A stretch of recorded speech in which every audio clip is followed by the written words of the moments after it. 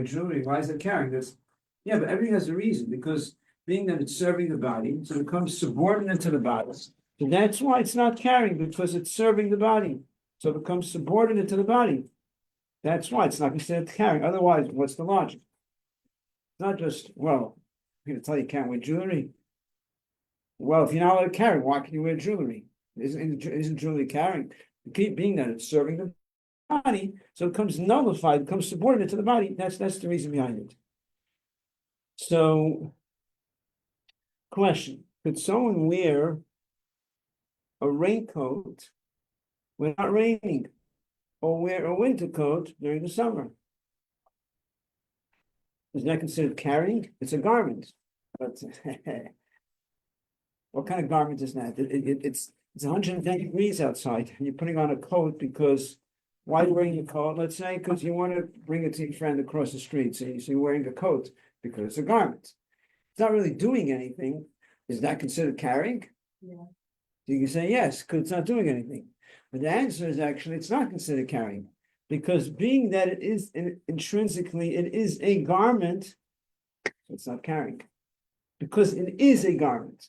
So things that is be'etzim, and essentially are garments, now you don't care, well, what purpose are they serving? Why are you wearing it? It doesn't matter, because it is a garment. So you can wear, it doesn't matter why you're wearing it. You're wearing it because you want to bring it to your friend needs a coat, whatever. It doesn't matter. Now the question is, could you wear two garments, one on top of the other? Yeah. Oh. So the answer is, if there are times that people will wear two of those garments, then you could wear it anytime you want. If it's something that sometimes people wear two garments. Do people ever put two coats on top of each other? I don't think so. No. You wear two sweaters, but two coats? No. So then you can't put two coats on top of each other. In other words, you can wear two sweaters on top of each other, even in the summer. Because people sometimes put on two sweaters in the winter. Yes. Yeah. So you can put on two sweaters anytime you want. Yeah. When you said bringing the coat to your friend, would you have to I'll say, give you an example. So why wearing the coat? I think it's irrelevant. You want to bring it to your friend. You want to, whatever the reason is. would you, like, let's say you couldn't say, like, this is a gift to you because you can't give a gift on Shabbos. You can. Oh, that's a separate question. We don't get gifts on Shabbos. I wasn't going into that. Your friend needs a coat because they need it. Okay, it's not. We're discussing in the summer when it doesn't make any sense. When they need a coat. Whatever the reason, whatever it is, you don't give gifts on Shabbos. That's a separate. Yeah, it's a separate discussion. Yeah. Okay, now you could turn something into a garment that's not intrinsically a garment. And then also, it wouldn't matter if you need it or not. Here's something very interesting. You can take a blanket and you can wrap with your friend. Let's say you went on a Shabbaton somewhere and you have a lot of your friends are in one apartment, you're in another apartment, and one of your friends don't have a blanket. So what she could do is she could come to your apartment, you have extra blankets, she could take the blanket, wrap it around her, head and majority of your body, and then walk outside with it. And it becomes like a garment, being that it's covering your head and the majority of your body, then it becomes a garment. It's considered in the category of a garment, and it's not carrying. And this doesn't matter if you need it or not. In other words, I'm saying that's exactly the case. What's the case? Do you need it in the street? No, it's not for the street. It's because you need it somewhere else. So it's not really serving any purpose. So we see there's different categories of garments, even though it's not serving a purpose in itself. Like the Band-Aid is a garment because it's serving a purpose. It's not serving any purpose in itself. It's 100 degrees outside, but you're not doing anything. Why are you carrying it? Doesn't matter why. But it becomes a garment, being that it covers the head. It has to cover your head also. It doesn't help the majority of your body. Because we're talking about that it's not really doing anything. It has to cover your head, majority of the body. It becomes a garment. Now, you have a hat, and the hat doesn't fit you properly, and you want to make it fit. So you take some tissues, and you open up the hat, and you stick it inside, and stuff up the hat in a way that the hat could sit on your head. You're carrying tissues on Shabbos. Could you put tissues in your pockets on Shabbos? No. So how could you stick hat in your tissues into your hat? Is that okay? Become part of the garment then? So it's serving the garment. It's making the hat fit. It's serving the garment, right? So it's not carrying because it's serving the garment. However, if you're going to put into your hat something that cannot become nullified, you cannot. Like you don't want it to become nullified, meaning you have a nice kerchief, you have a nice whatever, something that's not garbage. So you're gonna stick it into your hat temporarily to keep it there. A glove, I don't know, something that earmug. I'm gonna give a better example. Something that's a nice piece of material, a piece of cloth, something, maybe you have good examples that's, no, something small, it's to fit into, make your hat fit, whatever. Something that's not garbage. It's not like, are you gonna leave it there or throw it out afterwards? It's not really gonna become nullified to the garment. So that you can't use.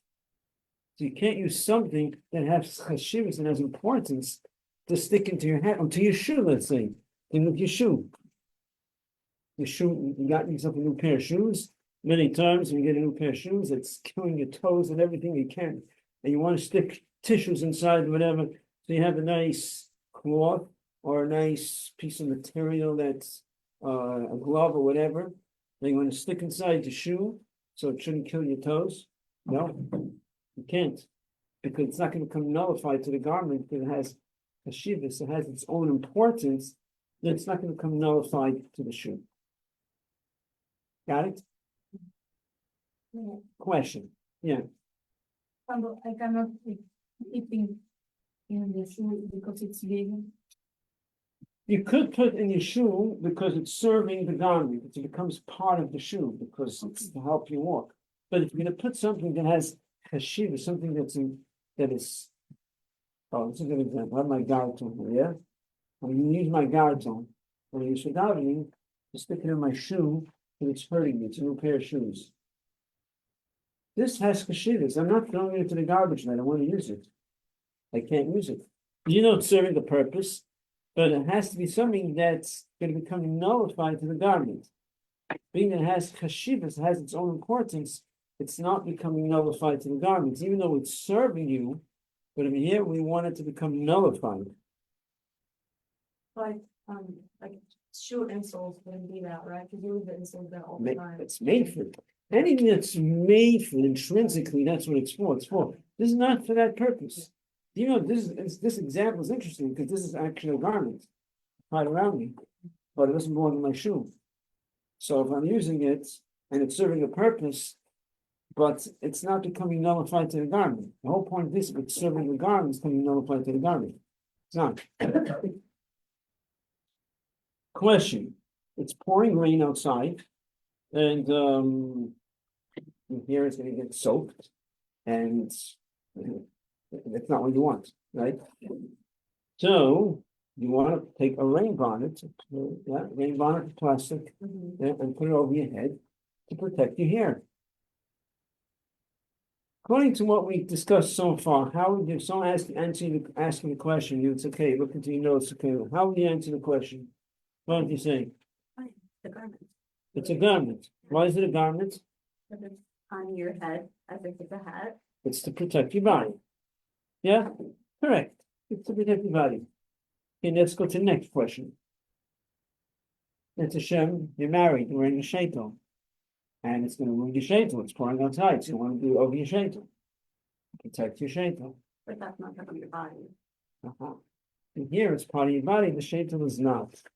So the shaitel becomes an issue putting a rain bonnet over the shaitel. Now, theoretically, if the issue is, it usually doesn't work this way because you're putting it over your shaitel because you don't get to move your shaitel. But if the issue was because it's going to gonna make you uncomfortable. It's gonna go through your shaitel to your head. Then it's to protect your body. But forget about it. That's not usually the case. The case is you're putting it over your shaitel to protect your shaitel, and therefore you cannot. And let me just finish this. So you can't. So what do? Your shaitel still get ruined, and then do it to shaitel macha, pay another, I don't know what it is, $100,000, $200,000 to repair. Not fair, right? What do?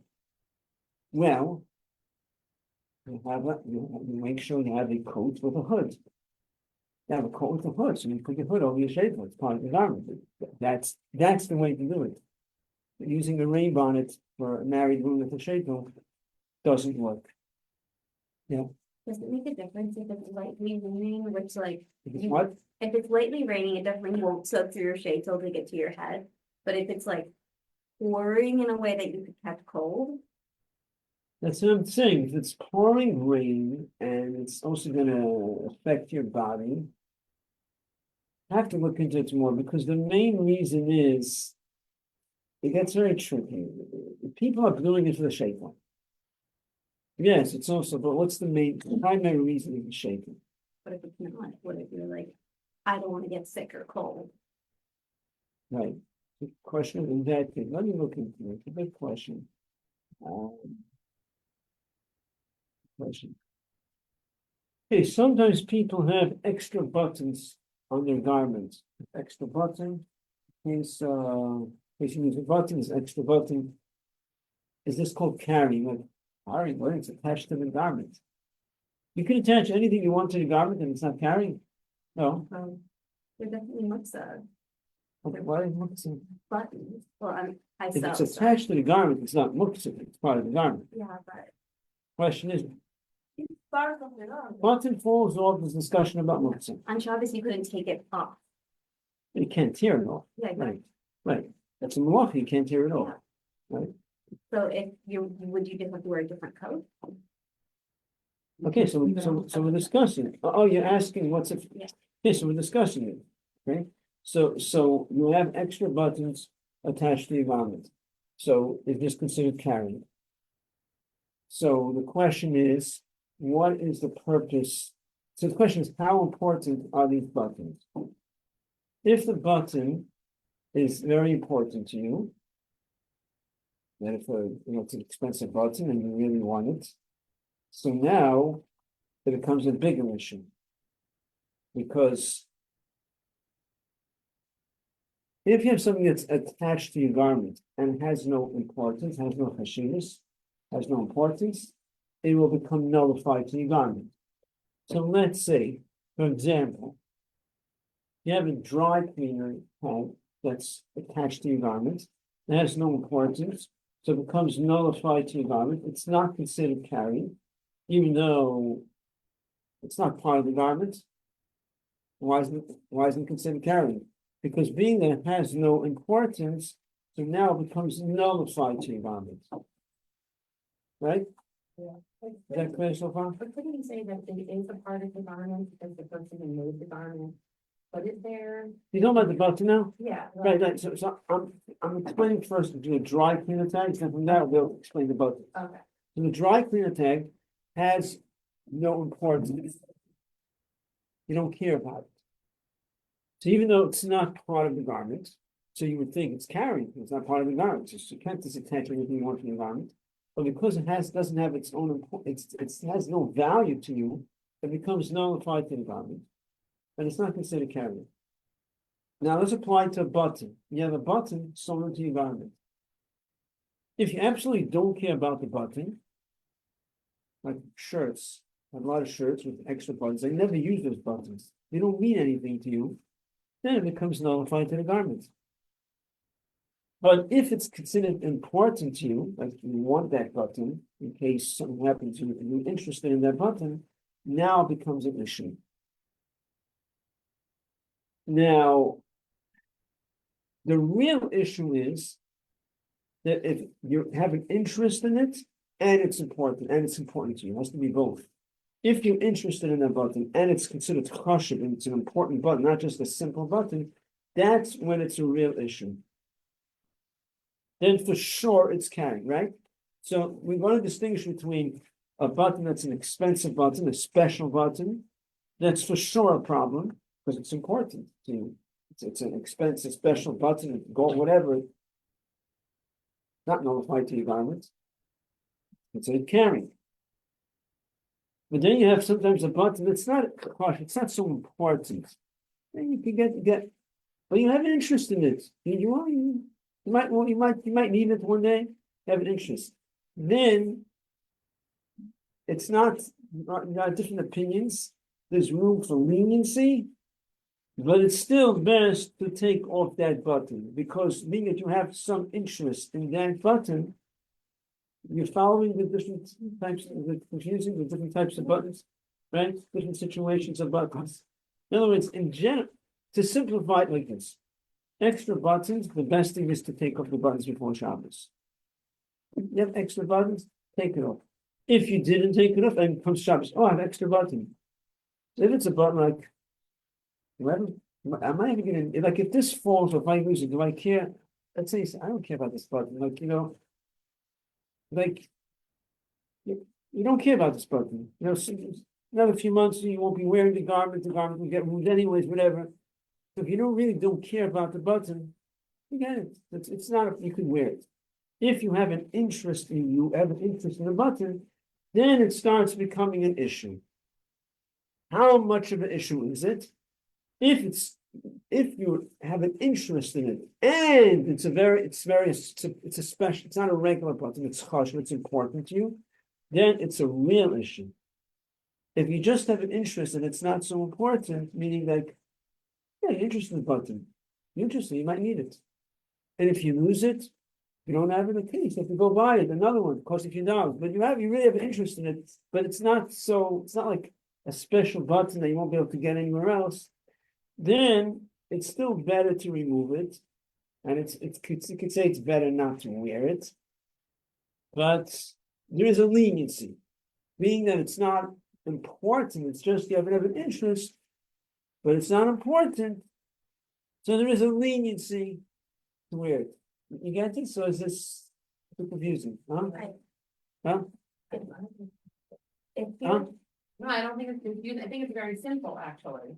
Yeah, for you. I But know everything else. But I'm saying it's like, it's interest or non-interest. No, it's not to belittle anyone, but I'm saying, I think like a different question that I was having was like, is there any way to say, like, would you ever say something like, because this is the standard way that garments are made with extra buttons, that it is as if it's just a piece of the garment? As opposed to if I was wearing something and there was a loose button and I was afraid I was gonna lose it, so I sewed an extra button in myself just in case, then it seems to me like I'm ascribing a lot more importance to it as opposed to like, it's just a standard thing that the coat maker sticks in the Let's thing. first discuss the extra buttons. Yeah. You're saying the extra buttons are sewn into the garment, so it should be part of the garment. Now, Just I'm not because saying- it's sewn in, I'm it doesn't not make it saying- part. I'm not They saying. put it there in case you need it. It's not there for the appearance. It's not meaning that sometimes you have extra buttons on the outside of the garment they don't really need, but it's part of the appearance. I Like think that. I'm right? asking, is there a distinction between, like, they sewed it in because that's just. No, the no, industry standard that doesn't, Versus I no, sew it. no, it doesn't help anything. No, They have buttons inside here. no, I Right. know, yeah. It's nothing to do with the appearance of the garments. It's there to have an extra But button. hey, it doesn't So, look so it doesn't become part of the garment just because they put it in that way. right. Okay, clear? Okay. Yeah. Yeah, yeah, if you're someone that loves buttons, or like you are a button fanatic, yeah, or you're someone who works with buttons, should you be mindful to, okay, I know any button I will want to keep, I should cut it out before Shabbos. Is that fast or does it not matter? if you have an interest in those buttons, if you have an interest, and you don't want to lose them, you should take them off before Shabbos, and it would be better not even to wear it on Shabbos. But to say it's actually absolutely prohibited, that's only if you have an interest in the button, and it's not just a regular button, it's a special button, it's a chashuv, it's going to be hard for you to get that, replace that button. It's not just you have an interest, but you can also buy it in the store, but it's also something that has a shivus, it's important. Only then is it like a real issue that we could say, yes, you're not allowed to wear that garment. So in most situations, if you already have the buttons, we could be lenient. Especially if you have no interest in the button at all, you don't care about it. Like I know my shirts have a lot of extra buttons. I never use those extra buttons. The shirts get ruined before a button falls off, so they go into the garbage. So I never use those extra buttons. I have no interest in it. So not a problem.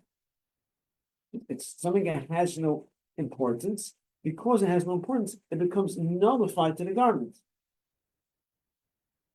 But if I have an interest, I want those buttons, I don't want to lose them, you should take them off before Shabbos. Okay, you want to ask? I was curious, idea of like it's important, it's you have interest but not important. Is it similar, for another example, like sometimes like I buy like a new shirt or a coat or something, and like I'm not sure if I want to keep it or not, like I may return it, and you have to keep the tag on, like, to return it. So like, not only like, I have interest in keeping the tag on. Very good. In case I return it. Very it's, good, like, very Kind of good, like garbage. very but I good, think it's very good part of the question, garbage. very good question. You have a new garment, 1 second, if you want to return it, how could you wear it? Oh, you can still wear it. One time. Whatever, okay, whatever, that's not, it's your own thing, yeah. I'll tell them, like. Okay, it's not right, it's not relevant to this discussion, right? So Yeah. you wear it, so usually if you have a tag, cleaner's tag, or even a price tag, you don't care about it, it's nullified to the garment, it's not called carrying. Mhm. But if you have an interest in having a price tag on because you want to be able to return it, no way, you can't wear it on Shabbos day. Very good example. I never thought of that one, yeah. Happens a lot of times, it comes Yom Tov, you have new clothing and you realize that you got to take off the price tag. Okay, Yom Tov you could carry, whatever, Shabbos, let's say, you can wear it, because you don't care about the price tag. So it becomes nullified to the garment. There is an opinion, there is such an opinion, but it's not mainstream opinion. Some hold that if you have a price tag on your garment and you're embarrassed to what, you're not comfortable with it, so it's bothering you, so then it's considered carrying, because it's sort of like a sore thumb, it's like something is sticking out that you don't want it. Mhm. So then some opinions say, we cannot say it's nullified to the garment, because you don't want it there, so it's sort of like, but main opinions hold that it's nullified to the garment. For sure, before Shabbos Yom Tov, you make sure to take everything off. Don't get into these issues. Okay, so now sometimes you can make something to become part of the garment. So there's different reasons why things are not called carrying. For example, I'm sure many of you know about this, right? Right? So I wear this under my shirt on my tzitzis. A lot of men do that. The reason is because the tzitzis are supposed to go around the whole body, and this keeps the tzitzis straight. If it falls over, then you're not doing the mitzvah properly. It's supposed to go going around the whole body. So that's what it's for. So why isn't this called carrying? Because it's part of the garment, not because it's nullified. It's part of the garment. There's a reason. Nothing to do with what we said before. This becomes part of the belt, because this cannot become nullified to the garment. Why would keys become nullified to the garment? A key has its own chashivas, its own importance. So it's not becoming nullified to a garment. So if you wouldn't do it in this specific way, that's why we make holes. Familiar with this, I'm sure this is familiar. You make holes on both sides of the key, put in the clips, but you want to make it part of the garment. If you're not going to do it this way, and you're just going to hang a key from the hook, then it's carrying. Doesn't become part of the garment. It's doesn't become nullified to the garment. Sometimes people use lolly pins, shoulder pads to serve the garment. That's obviously serving the garment. What about a safety pin? Safety pin to close the dress, skirt, whatever. If people, I think people usually use safety pins, right? So it's serving the garment, it becomes nullified to the garment. It's serving the garment. But if you're going to use, let's say, I don't know, you're going to use a paper clip, or you're going to use this. Is you going to use this to hold the skirt together? You put no, we'll see, whatever, or you're desperate, whatever it is. You can't. It's serving the garment. The same thing the safety pin is doing. what's the matter? I've done that so many times. This, Yes, really? yeah, Okay. it's like a skirt is way too big on you and a safety pin is not strong enough.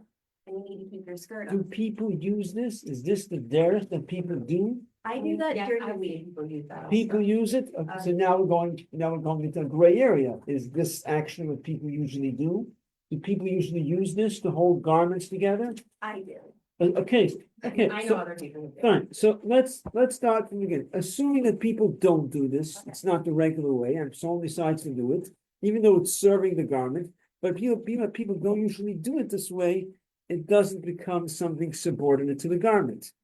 If you're saying people do it, so we have to figure out, is this actually the data or just in unusual situations? It gets a little tricky. We have to verify. We can't say for sure. I don't know. It could be now became the derech that people use this. Not that I'm aware of, but maybe. You have to find out if this is actually a derech. But assuming that it's not, you can't use this. Gloves. So wearing gloves on Shabbos, there's a machlekes in Shulchan Aruch, an argument if you're allowed to wear gloves. What's the problem with gloves? Gloves is a garment. Why is it considered carrying? There's an opinion that says, now in general, garments that there's a concern you might take it off in the street, you can't wear because you might take it off. In Shulchan Aruch, it's brought down that women, then I don't get scared. And women are not allowed to wear jewelry on Shabbos. This is what's in Shulchan Aruch because we're concerned they might be in the street, they'll take it off to show off the jewelry, and then they'll come to carry it. But these days, What do you say here? in Shulchan Aruch it says, but it's not halacha these days. In Shulchan Aruch it's brought down that women should not wear jewelry because they might take it off to show it off to the friends and they'll come to carry it. But back then that was the concern. These days it's different. It's not like that. It could be those days with poverty, they had maybe one piece of jewelry, so they were so excited about it. These days it's different. So it's not like, but in general, when there's a concern you might come take it off, you can't wear it because you might come to carry it. When it comes to gloves, it's a machlekes. Some say if there's a concern you might take it off. You might want to scratch yourself, itch yourself, whatever, and you take off your gloves, you come to carry it. And one opinion says you could wear gloves.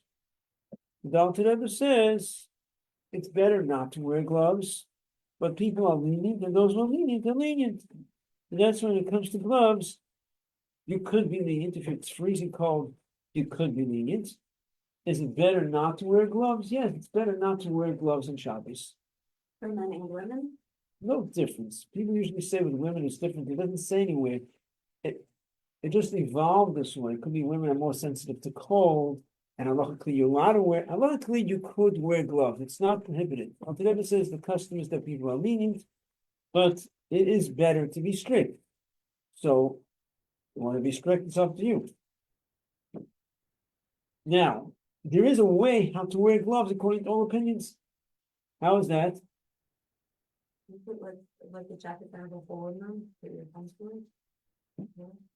Attach the gloves to your garment. Attach it up to the garment. We're talking about attaching things to your garment. You could attach the glove to your garment. So if you take the glove and you sew it to the garment, all you need is 2 stitches, and it's sewn to the garment. Now, one second. So why is this carrying? So now, even if you're not wearing the gloves are dangling down, it's not carrying. What do you mean? Why? Well, you're not wearing it. It becomes nullified to the garment. How does it come nullified to the garment? It's not serving the garment. An interesting explanation. It's not serving the garment, but being that in comparison to the garment is so much more important than the gloves, right? Clothes compared to gloves, like. And because it's sewn, it has to be specifically sewn. You can't use clips. You can't use these clips. And even tying it is not so good. Tying is like in the middle somewhere. Sewn, stitches, sewn. You can't safety pin? Safety pin, no, safety pins doesn't work. Safety pin is actually not considered sewing. Halachically, you can use safety pins in Shabbos, it's not sewing. So it can't be safety pins. Specifically sewn to the garment, So it becomes nullified to the garment, because in comparison to the garment, it's has no importance in comparison to the coat, the piece of glove, it's not doing that. And it's sewn to the garment, so now it becomes nullified to the garment. So now, even if you're not wearing the gloves, it's 100% kosher. The gloves are hanging down from your coat, but it's sewn to the garment, it's 100% good. No problem.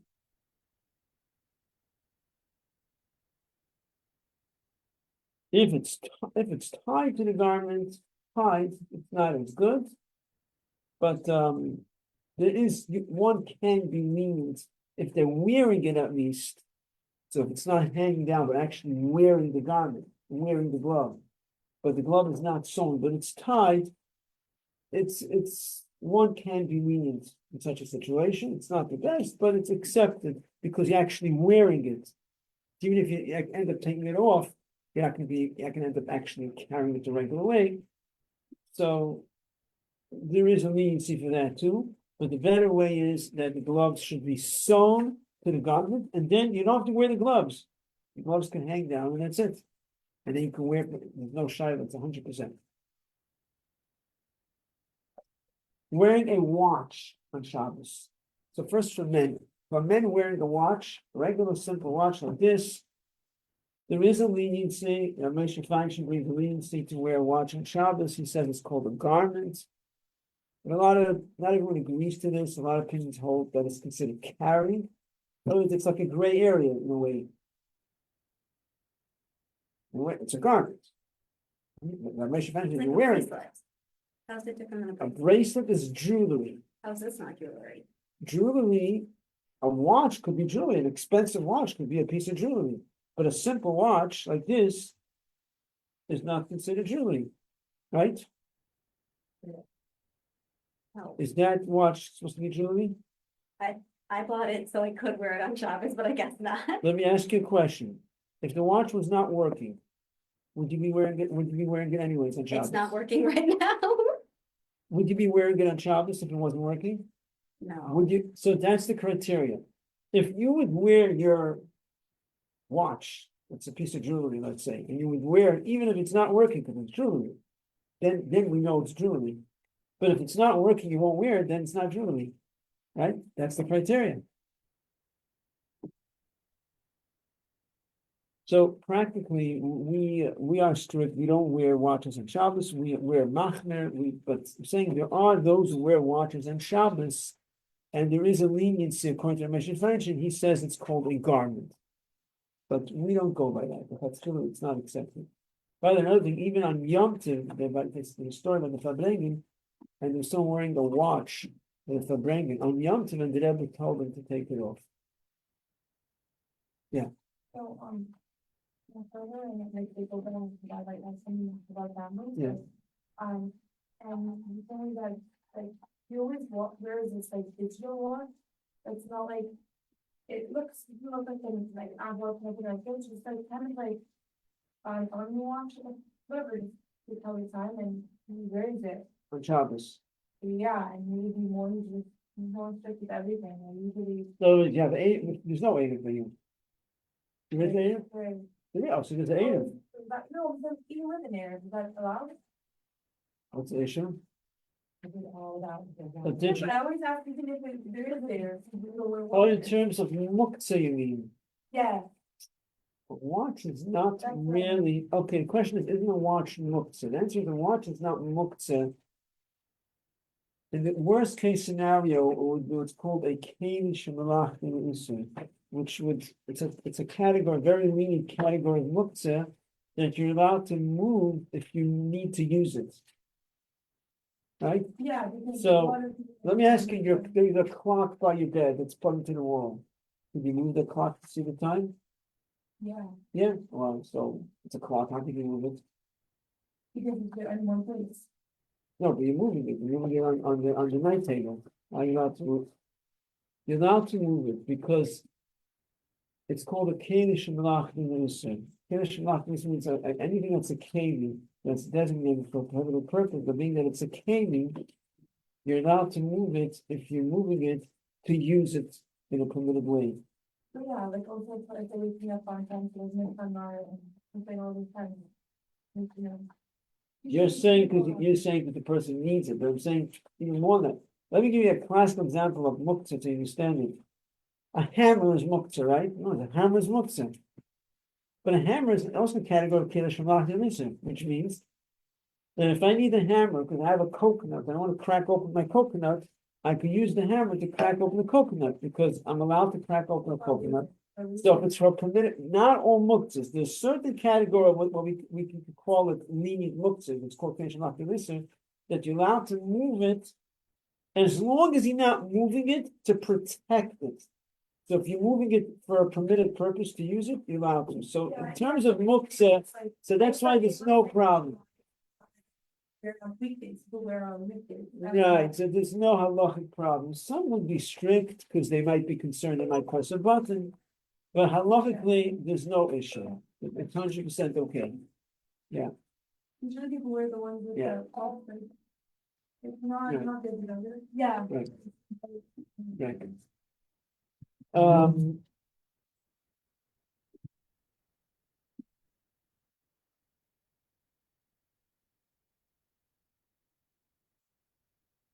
Now, there was a question last time. You asked about you asked about a loose button or a thread before? I asked about it. You're asking about a button. About the bicycle. A Yeah. button. What's the question? I asked if it was a standard practice to sew it in the garment. No. You said about a button. Then you started saying, well, what about if you have a thread? No, I said what I had sewn it in. Like a loose button is good. Like A loose button, yeah. You had a loose button. Okay, yeah. So you did say it right. So a loose button. What's the deal with a loose button? You have a button that's very loose. That's about to fall off. We don't think of it as a problem. It becomes a real issue when it comes Shabbos. A loose button becomes an issue. Why? The button is part of the garment. But being that the button is about to fall off, so it's not functional anymore. So according to many opinions, they say you can't wear it on Shabbos because it's a non-functional button. It's about to fall off. So my father actually holds, I want to ask him this question, he holds that if you could still use it, you just use it. It's very loose, about to fall off, right? So it's sort of non-functional, right? It is like this. He says, could you actually use it and close the button and close it? Technically you could, but it's like, it's hanging by a thread, right? It's going to fall. That's like, he says, so what? Then close it, so it's serving a purpose. It could fall off any second. Falls off, it falls off. He says, so the way to do it, you get it. If it falls off, so what's the problem? I mean, you want the button, it's your own problem. In terms of halacha, there's no issue of kem. He says, you close the button, so it's serving a purpose. It might fall off, and then it won't be serving a purpose. Yeah, if it falls off, it falls off. So then you don't have the problem anymore because there's no button. That's what my father says you should do. Other opinions on machim, they say no, if it's very loose, you can't wear it because it's not functional. If it's hanging down, it doesn't even look nice. It's not functional. So it's like something attached to the garment that's not functional. Especially if you have an interest in the button, right? If you have no interest in the button at all, you do have an interest in the button. You really want it to be sewn up. You don't want it to become garbage. You don't want to lose it. You get it? If you have something attached to the garment they have no interest in, like the cleaner's tags, it becomes nullified to the garment. You have an interest in it, and it's attached to your garment. So it's chashuv, it's important. Like the price tag when you want to return the garment, you have an interest in the price tag. So that button hanging down, you're interested in it. So it's carrying. So many opinions hold you can't wear it. Father says, if you're still able to make use out of it, he says, close it. It's holding the garment closed. Yeah, there's a big gap in between because it's like that, but it is technically holding the garment together. It's doing something. The Father holds it has a purpose. And until the button falls off, and then that will solve the whole problem. Then after Shabbos, you go looking for your button outside. Okay, stop here. Yeah. So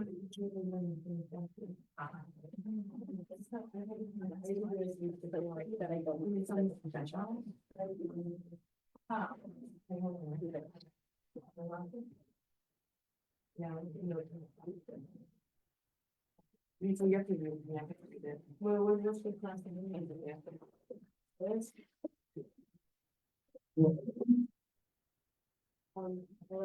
Yeah. They're looking at the Shabbos. Yes, I thought it was approved one. One of like the most. Right, so better to go through her, that's, Okay. it's more, it's more organized, Okay. like this, she reaches out to me, and I find like which meals are available. Okay. It's more than she tells me how many birth trips. Okay. Good for it, yeah. Okay. Okay. Thank you. Yeah.